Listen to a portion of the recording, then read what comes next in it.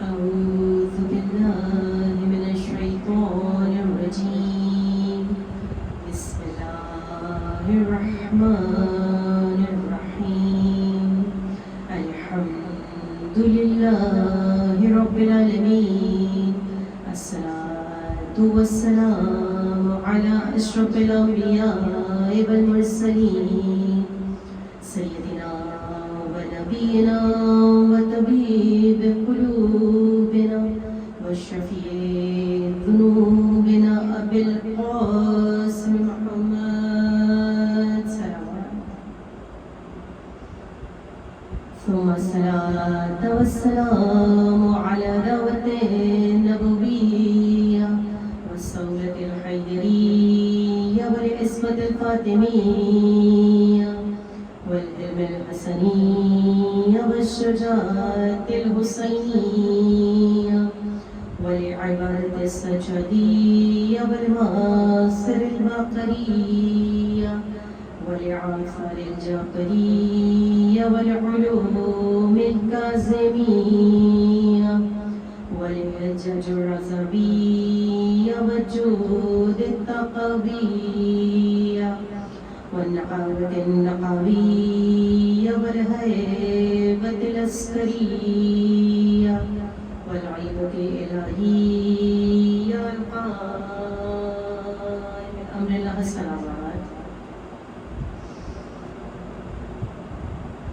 وسلام إمام الزمان بسم الله الرحمن الرحيم اللهم كل وليك الحجة ابن الحسن صلواتك عليه وعلى آبائه في هذه الساعة وفي كل ساعة وليا وحافظا وقائدا وناصرا ودليلا وعينا حتى تسكنه أرضك طوعا وتمتعه فيها طويلا برحمتك يا أرحم الراحمين. صلوات.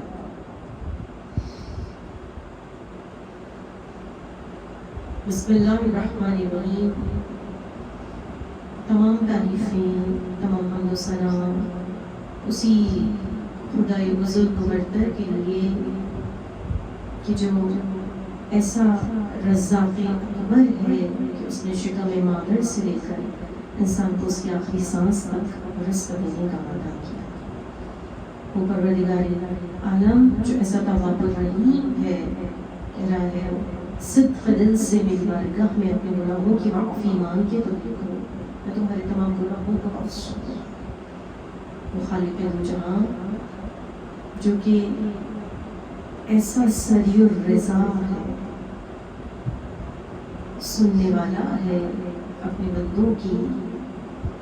وہ پروردگار کہ ہم جس کی نعمتوں کو شمار نہیں کر سکتے اور نہ ہی اس کی نعمتوں کا شکر ادا کر سکتے ہیں، اس نے لیے ہمارے لیے یہ زمین کا فرش بچھایا، آسمان کا شامیانہ عطا. جتنا بھی شکر ادا کیا جائے کم ہے ان نعمتوں کا جو پروردگار اعلیٰ نے عطا کی ہیں. لیکن ہر فرش عزا پر میں یہ ضرور کہتی ہوں کہ ان نعمتوں میں جو نعمتیں عظمان، ان نعمتوں میں جو نعمت اکبر ہے وہ محمد و آل محمد کے نامت سے وابستہ کر دیا، ان ہستیوں کا چاہنے والا بنا دیا کہ جو ممبئی نور ہے، ان ہستیوں کا کی محبت کو ہمارے قلوب میں پروردگار عالم نے ہمارے قلوب کو منور کر دیا ان ہستیوں کی محبت سے کہ وہ ہستیاں کہ جو مظہری کبریا بن کر اس کائنات میں آئی ہیں. تو جتنا بھی شکر ادا کیا جائے کم ہے. آج محرم کی 3 تاریخ ہو گئی ہے. آپ سب کو اس فرش عزائے سید الشہداء پہ آتے ہوئے خدا سب چاہنے والوں کو سلامت رکھے، شاد و آباد رکھے، کوئی غم نہ دے سوائے غم حسین کے. خدا آپ سب کی تمام جائز اور شرعی حاجتوں کو پورا کرے۔ پروردگار عالم اس فرش عزا پر بیٹھنے والی جو نورانی ہستیاں ہیں کہ جو ہمیں نظر نہیں آ رہی ہیں، وہ ہستیاں کہ ہمارے اعمال اس قابل نہیں ہے کہ ہمیں ان ہستیوں کی ہم نشینی اختیار ہو۔ اس فرش عزا کا صدقہ ہے کہ وہ ہستیاں ہمارے ساتھ اس فرش عزا پر موجود ہوتی ہیں، عرش کے ملائکہ اس فرش عزا پر ہمارے ساتھ موجود ہوتے ہیں۔ یہ صدقہ ہے اس فرش عزا کا، اور میں کہتی ہوں میرے اور میرے لیے، ہمارے بچوں کے لیے بہترین درسگاہ ہے یہ فرش عزا حسین ابن علی، جو ماشاءاللہ سے اس وقت دنیا کے ہر گوشے میں یہ درسگاہ بچھی ہوئی ہے، یہ فرش عزا بچھی ہوئی ہے، اور ہم اس فرش عزا سے کچھ نہ کچھ موتی اپنے دامن میں چن کر سمیٹ کر لے جائیں۔ تو کیونکہ وقت بہت کم ہوتا ہے ظاہر ہے، تو عرفہ کہتے ہیں کہ نہج البلاغہ کتاب امیر المؤمنین مولا کائنات علی ابن ابی طالب کی کتاب کا، کتاب علی کا عرفہ کہتے ہیں کہ اگر کوئی اور نام ہوتا تو اس کا نام، کیونکہ امام المتقین کی کتاب ہے تو اس کتاب کا نام کتاب المتقین ہوتا، یعنی کہ متقین کی کتاب، کیونکہ امام المتقین کے چاہنے والوں کے لیے مولا نے اس میں جو خطبات کہے ہیں، متقی کیسا ہونا چاہیے، متقی کا یعنی کہ جو دل ہے، دماغ ہے، میں کہتی ہوں متقی جو ہے وہ اس کا دل ہے، دماغ ہے، اعضاء و جوارح ہے، خدا کی بندگی میں ایسا سرشار ہوتا ہے، ایسا عبد الہی ہوتا ہے، جن کی جو تقویٰ ہے نا، تقویٰ حق ہے، تقویٰ حق ہے۔ پروردگار عالم نے جو اس کائنات کو خلق کیا ہے، اگر کہوں کہ لوگ امیر المومنین تو بنتے رہے اور بگڑتے رہے، لیکن امام المتقین ان 1400 برس میں فقط ایک ہی آیا ہوا ہے، میرا مولا علی ابن ابی طالب، جو متقین کا امام ہے، جو چاہنے والوں کا امام ہے۔ پروردگار قرآن میں کہہ رہا ہے اعدت للمتقین، کہ جو میں نے جنت بنائی ہے متقین کے لیے، جو میں نے جنت سجائی ہے متقین کے لیے، جو میں نے جنت سنواری ہے متقین کے لیے۔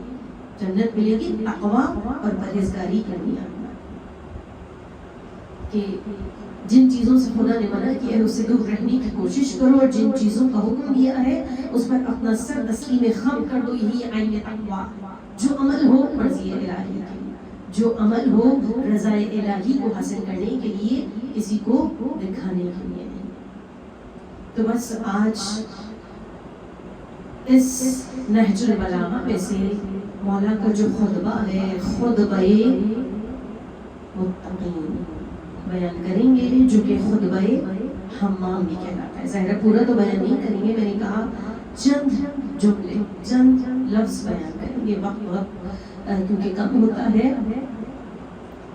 تقریباً 110 صفات امیر المؤمنین علی ابن ابی طالب نے ایک متقین کی بیان کی ہے اپنے اس خطبے میں، 110 صفات، اور یہ خطبہ حمام بھی کہلاتا ہے۔ خطبہ حمام کے نام سے بھی مشہور ہے، کہ جس میں امام کا صحابی، امام کا چاہنے والا، کہ جس کا نام حمام تھا، جناب حمام مولا کائنات علی ابن ابی طالب کی خدمت میں حاضر ہوئے اور مولا سے اصرار کیا، مولا سے اصرار کیا، اصرار پر اصرار کیا، اصرار بڑھتا چلا گیا، مولا اپنے چاہنے والوں کی صفات بیان کیجیے۔ اور جب کہتے ہیں کہ امیر المؤمنین نے متقین کے صفات بیان کرنا شروع کی ہیں، ایک کے بعد دوسری، دوسری کے بعد تیسری، یہاں تک کہ جب امیر المؤمنین نے 110ویں صفت بیان کی ہے تو حمام نے 110ویں صفت سنی، تاب نہ لا سکا، اور کہتے ہیں کہ شہادت ہو گئی کہ مولا کا ایک ایسا صحابی، ایسا چاہنے والا، کہ جب اس نے متقین کی صفات سنی، ظاہر مولا کا چاہنے والا تھا نا، قلب منقلب ہو گیا، بے اور آپ بھی سے فرش عذاب بنا، آتے ہیں روزانہ ہی انشاءاللہ 2.25 مہینے بچنے کی سعادت نصیب ہوگی. تو اگر ہم اپنا دل پاک و طاہر کریں, اپنے قلوب کو پاک و طاہر کریں, ایمان یقین اور تقوی کی روشنی سے منور کرتے ہوئے اس فرش سید الشہداء پر آ کر بیٹھیں, ہم منتظرین امام زمانہ ہیں, ہم عاشقان سید الشہداء ہیں, تو یقیناً ہم اس فرش عزا پر بیٹھ کر اس فرش عزا کے صدقے میں کیا کچھ درک نہیں کر سکتے, سب کچھ درک کر سکتے ہیں ان ایام میں. تو مولا ارشاد فرماتے ہیں, امیر المومنین نہج البلاغہ میں ارشاد فرماتے ہیں کہ پروردگار عالم کی اگر کوئی عبادت نہیں کرتا تو کیا اس کی کبریائی میں, کیا خدا کی عظمت میں, کیا اس کی بڑائی میں کوئی کمی آ جائے گی؟ نہیں. خدا نے اس کائنات میں مخلوقات کو پیدا کیا, سب تو اس کو سجدہ نہیں کرتے نا, سب اس کی عبادت نہیں کرتے, تو کیا اگر کوئی اس کی عبادت نہیں کرے گا تو کیا خدا کی بڑائی میں, خدا کی کبریائی میں اس میں کوئی کمی آ جائے گی؟ نہیں. خدا کو میرے اور آپ کے سجدوں کی ضرورت نہیں, خدا کو میری اور آپ کی عبادتوں کی ضرورت نہیں ہے. اگر ہم عبادت کرتے ہیں تو اپنے لیے کرتے ہیں, اگر سجدے کرتے ہیں تو اپنے لیے کرتے ہیں, اگر تسبیح پڑھتے ہیں تو ذکر خدا کا ہوتا ہے, اس میں فائدہ ہمارا ہوتا ہے. خدا کو ضرورت نہیں ہے ہماری نمازوں کی, ہمارے سجدوں کی, ہماری عبادتوں کی. اسی طرح سے مولا کہتے ہیں کہ اگر کوئی خدا کی بے پناہ عبادت کرتا ہے, بے پناہ عبادت کرتا ہے, تو کیا اس کے سجدے کرنے سے, اس کی عبادتیں کرنے سے کیا خدا کی بڑائی میں اضافہ ہو جاتا ہے؟ نہیں, خدا کی بڑائی میں اضافہ نہیں ہوتا. خدا کو نہ چاہے کوئی سجدہ کرے یا نہ کرے, چاہے کوئی عبادت کرے یا نہ کرے, خدا کو ہماری عبادتوں کی, ہماری روزوں کی, ہماری نمازوں کی, ہمارے سجدوں کی ضرورت نہیں ہے. جب جناب موسیٰ کوہ طور پر گئے تھے تو کہا تھا نا, پروردگار وہ کون سا عمل ہے کہ جس سے تو راضی ہو جائے, اتنی عبادتیں کرتا ہوں, اتنے سجدے کرتا ہوں, اتنے روزے رکھتا ہوں. کہا موسیٰ وہ اپنے لیے عمل انجام دیتے. اللہ اکبر, پروردگار ایسا کیا کروں جس سے تو راضی ہو جائے. امام نے وہ پروردگار ایسا کیا کروں جس سے تو راضی ہو جائے. آواز آئی تھی, اے موسیٰ اگر ہمیں راضی کرنا چاہتے ہو کسی بے لباس کو لباس عطا کر, خدا تمہیں لباس بہشت عطا کر. کسی بھوکے کو شکم سیر کروا, خدا تمہیں بہشت کے دسترخوان سے عطا کر. کسی پیاسے کو سیراب کروا. تو بس لوگوں کے کام آنا, لوگوں کی خدمت کرنا. اسی متقین کی صفات میں مولا نے جو مسلسل صفات بیان کی ہے نا, 110 صفات بیان کی ہے. ظاہر قلیل سے ممکن نہیں ہے کہ ہم سب کا یعنی کہ سب کو سمیٹ سکیں. مولا کائنات نے ایک صفت بیان کی جو ہمارا چاہنے والا ہوتا ہے, جو تقوی اور پرہیزگاری کی منزلت پر گامزن ہوتا ہے, جو مومن ہوتا ہے, جو متقی ہوتا ہے, وہ زبان اس کے کنٹرول میں ہوتی ہے. اپنی زبان سے کسی کو کوئی تکلیف نہیں پہنچاتا, کوئی ایذا نہیں پہنچاتا, اذیت نہیں دیتا. تو دیکھیے اگر ہم غور و فکر کریں تو جتنے گناہ ہمیں زبان سے کرتے ہیں کسی اور اعضاء سے نہیں ہوتے. جتنے گناہ زبان سے ہوتے ہیں, لوگوں کو اذیت بھی دی جاتی ہے, لوگوں کو برا بھلا بھی کہا جاتا ہے, غیبت بھی کی جاتی ہے, تانا بھی دیا جاتا ہے, تانا تشنا بھی دیا جاتا ہے, یعنی کہ برا بھلا بھی کہا جاتا ہے. سب کچھ اس زبان سے کہا جاتا ہے. کہا زبان کو, اپنے زبان کو اپنے قابو میں رکھو. مومن جو ہوتا ہے وہ اپنی زبان کو اپنے قابو میں رکھتا ہے. کہتے ہیں نا کہ پہلے تولتا ہے پھر بولتا ہے. تمہاری اگر کسی تمہاری وجہ سے کسی کا دل دکھ ہے, جناب رسول خدا احمد مصطفیٰ محمد مصطفیٰ, وہ ہستی جو خدا کی محبوب ترین ہستی ہے, وہ ہستی کہ جن کے لبوں کی جنبش کا نام قرآن ہے, کہ جن کی جو پڑھنے کا نام کتاب ہے, کہ میرا حبیب تو کلام ہی نہیں کرتا جب تک کہ حکم پروردگار عالم کا. اس اہل بیت اطہار ائمہ معصومین جو عصمت کبریٰ کی منزلت پر فائز ہیں, اپنی ذات سے کبھی کسی کو کوئی تکلیف نہیں پہنچائی. کہا زبان مومن کی متقی کی جو زبان ہوتی ہے اس کے کنٹرول میں ہوتی ہے، اس پہ قابو ہوتا ہے. تو رسول کا یہ دستور تھا کہ کوئی بھی رسول کے لیے کوئی تحفہ لے کر آتا تھا، کوئی ایسے کھانے پینے کی چیز ہوتی تھی یا کوئی ہوتی تھی، صحابہ مسجد میں تشریف فرما ہوتے تھے، اللہ کے رسول اللہ سے تقسیم کیا کرتے تھے. ایک مرتبہ کوئی شخص، تمام صحابہ کرام بیٹھے ہوئے تھے، کچھ پھل رسول کی خدمت میں لے کر آیا. رسول اللہ نے اس شخص کے سامنے ہی اس پھل کو کھایا، کسی کو اپنے ساتھ شریک نہیں کیا. جب وہ شخص چلا گیا جو رسول بڑی محبت سے بڑی عقیدت سے رسول کے لیے لایا تھا، ایک شخص رسول کا صحابی اٹھا، یا رسول اللہ کبھی ایسا نہیں ہوا کہ آپ نے تنہا کھا لیا، آج آپ نے ہمیں شریک نہیں کیا. پوچھا نہیں. اللہ کے رسول نے کہا یہ جو پھل لایا تھا نا ابھی کچا تھا، پکا ہوا نہیں تھا، وہ بڑی محبت سے میرے لیے لے کر آیا تھا.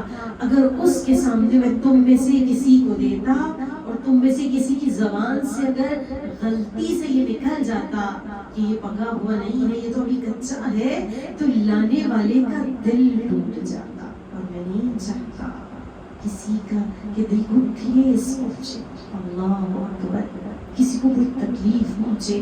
تو ہم ان ہستیوں کے چاہنے اور ماننے والے ہیں کہ جنہوں نے کبھی اپنی ذات سے کسی کو کوئی تکلیف، کوئی ایذا نہیں پہنچائی. تو اس فرش عزا پر بیٹھ کے ہم اہل بیت اطہار کے چاہنے والے ہمیں اپنے لیے دعا کرنی ہے. پروردگار اس فرش سید الشہداء کا واسطہ ہمیں وہ صفات پیدا کر دے جو ایک مولا کے چاہنے والے میں ہونی چاہیے. ہمیں مولا کے خطبات پڑھنے کی اور اس پر عمل کرنے کی خدایا توفیق عطا فرما. اس فرش عزا پر دعائیں مستجاب ہوتی ہیں، اور کیوں نہ دعائیں مستجاب. اس فرش عزا پر وہ عظیم ترین ہستیاں موجود ہیں. اس فرش عزا پر آج وہ ماں پرسا لینے کے لیے آئی ہوئی ہے جو محرم کا چاند دیکھنے کے بعد سے ہمارے عزاخانوں کی زینت بن جاتی ہے. اس فرش عزا پر وہ بیبیاں تشریف فرما ہے. خدا اس فرش عزا کو بچھانے والوں کو سلامت رکھے، خدا اس فرش عزا پر آنے والوں کو آباد رکھے. کوئی غم نہ دے سوائے غم حسین کے. جب آپ کی آنکھوں سے اشک جاری ہوا کرے نا تو امام زمان کی ضرور دعا مانگا، خدا آپ سب کی حاجتوں کو پورا کرے. اور جب آپ اس فرش عزا پر بیٹھ کر گریہ کرتے ہیں نا، فاطمہ زہرا وہ ماں دعائیں دیتی ہے، خدا تمہارے گھروں کو آباد رکھے اس اجڑے ہوئے گھر کے صدقے میں جو عاشور کے روز اجڑ گئے. خدا تمہاری بچیوں کو آباد رکھے اس بچی کے تصدق میں جو راہ کوفہ و شام میں تماچے کھاتی رہی اور اپنے بابا کو یاد کرتی رہی. بیوی ایک بیوی کے چہرے کی جانب حسرت سے دیکھ رہی ہوتی ہے، میرے لال کے رونے والے آئے اور مجھے میرے لال کا پرسہ دیں گے. اور جب آپ کی آنکھوں سے اشک جاری ہوتے ہیں، سیدہ ان آنسوؤں کو اپنے رومال میں جمع کرتی جاتی ہے اور دعائیں دیتی چلی جاتی ہے. بیبیوں، آج محرم کی 3 تاریخ ہے. حسین کی ہر جگہ کسی نہ کسی چاہنے والے صحابی کا پرسہ دیا جا رہا ہے. یہ کہیں مسلم اپنے عقیل کے بچوں کا پرسہ دیا جا رہا ہے. لیکن آج میں اس فرش عزا پر جناب حر علیہ السلام کے مسائل بیان کروں گی. جناب حر علیہ السلام پر رونا کیوں ضروری ہے؟ کیونکہ علی کی بیٹی، علی و فاطمہ کی بیٹی زینب نے گریہ کیا ہے. کیا کہا تھا؟ اے حر، فاطمہ کی بیٹی زینب تجھ سے وعدہ کرتی ہے اپنے بھائی کے لاشے سے پہلے بہن بن کر تیری لاش پر ماتم کروں گی، کیونکہ تو بڑی غربت کے عالم میں ہمارا مہمان ہوا ہے. اے حر، اگر مدینہ ہوتا تو تیری مہمان نوازی کرتی. اس وقت میرا بھائی بہت غریب ہے، بہت تنہا ہے. اس وقت تو ہم تجھے تیری کیا مہمان نوازی کریں کہ ہم تو پانی کو بھی محتاج. بیبیوں، میں نہیں جانتی کہ حر کیسے واپس آیا. لیکن کچھ روایات یہ کہتی ہیں کہ حر نماز کے لیے وضو کر رہا تھا، جب پانی زمین پر گر رہا تھا نا، ایک روایت میں ملتا ہے کسی پشت سے کسی بیوی کے رونے کی آواز آ رہی تھی، اے حر تو پانی زمین پر بہا رہا ہے اور میرے بچے بھوکے بھی ہیں اور پیاسے ہی ہیں، پانی سے تڑپ رہے ہیں۔ بس فوراً اٹھا، اپنے غلام کو بلایا، اپنے بیٹے کو بلایا، اپنے بھائی کو بلایا، غلام سے کہا جاؤ تم بھی آزاد ہو۔ بھائی سے کہا میں حسین کے پاس جاتا ہوں۔ ایک مرتبہ بھائی نے کہا کیا میری جوانی حسین کے بھائی عباس سے زیادہ پیاری ہے؟ کڑیل جوان بیٹے کو بلایا، جاؤ بیٹے، کہا نہیں بابا، کیا میری جوانی علی اکبر سے زیادہ پیاری ہے؟ بس ادھر حر غلام کو، بھائی کو اور بیٹے کو لے کر چلا ہے۔ ہمارا سلام ہو فاطمہ زہرا کے لال پر۔ اس عالم غربت میں حر مہمان ہوا ہے۔ کہتے ہیں کہ جیسے ہی حسین نے کہا عباس ادھر آؤ، حبیب ابن مظاہر ادھر آؤ، علی اکبر ادھر آؤ، جب تینوں آ گئے کہا حر آ رہا، تنہا نہیں آ رہا، اس کے ساتھ اس کا بھائی بھی آ رہا ہے، اس کا بیٹا بھی آ رہا ہے، اس کا غلام بھی آ رہا ہے۔ حبیب تم میرے بچپن کے ساتھ حر کا استقبال تم کرو گے۔ علی اکبر جو حر کا بیٹا آ رہا ہے نا، اس کا استقبال علی اکبر تم بڑھ کے کرنا، اس کو اپنے سینے سے رکھنا۔ عباس تم میرے بھائی ہو، جو حر کا بھائی آ رہا ہے اس کا استقبال تم کرو گے۔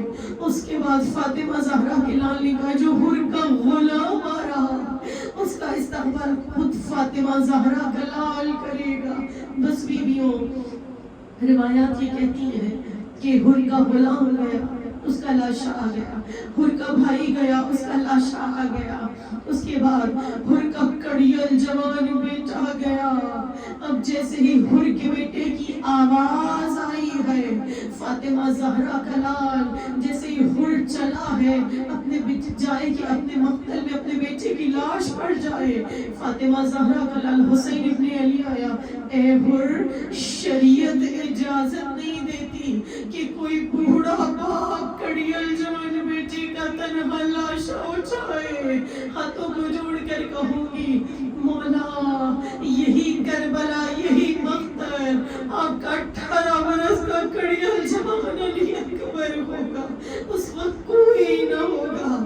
میرے مولا کو جو سہارا دے، میرا مولا کبھی اٹھتا تھا کبھی بیٹھتا تھا، کڑیل جوان کے پاس پہنچے اور کس طرح سے علی اکبر کی لاش کو جب لے کر چلے تھے 57 برس کے بوڑھے حسین، ارے علی اکبر کے پاؤں زمین پہ خط دے رہے تھے اور فاطمہ کا لال کڑیل جوان کی لاش کو تنہا لا رہا تھا۔ بس بھی آخری جملے، خدا آپ کی میری صاحب خانہ کی اس قلیل سی عبادت کو اپنی بارگاہ میں قبول کرے۔ روایت یہ کہتی ہے کہ حر کے جوان بیٹے کا لاش آ گیا، وہ حر گیا، جب حر نے آواز دی اور مولا حسین گئے ہیں نا، حر کا سر زخمی تھا۔ ایک مرتبہ حسین ابن علی نے حر کے زخمی سر کو اپنے زانوں پر رکھا، رومال فاطمہ زہرا نکالا، حر کے زخمی سر پر باندھا، اور میری بی بی کا وہ رومال تھا جو بی بی نے خود تیار کیا تھا۔ ارے میں کہتی ہوں اے حر کیا قسمت ہے تیری، سلام ہو ہمارا تجھ پر۔ ارے دم نکلا حسین ابن علی کی آغوش میں نکلا، رومال فاطمہ اپنے ساتھ قبر میں لے کر گیا اور حسین کے ساتھ شہادت کی منصب پر فائز ہوا۔ اے شہزادی زینب، اے شہزادی فاطمہ زہرا، آئیے کنیزیں آئی ہیں حر کا پرسہ دینے کے لیے، شہزادی اس پرسے کو قبول کیجئے گا۔ اللہ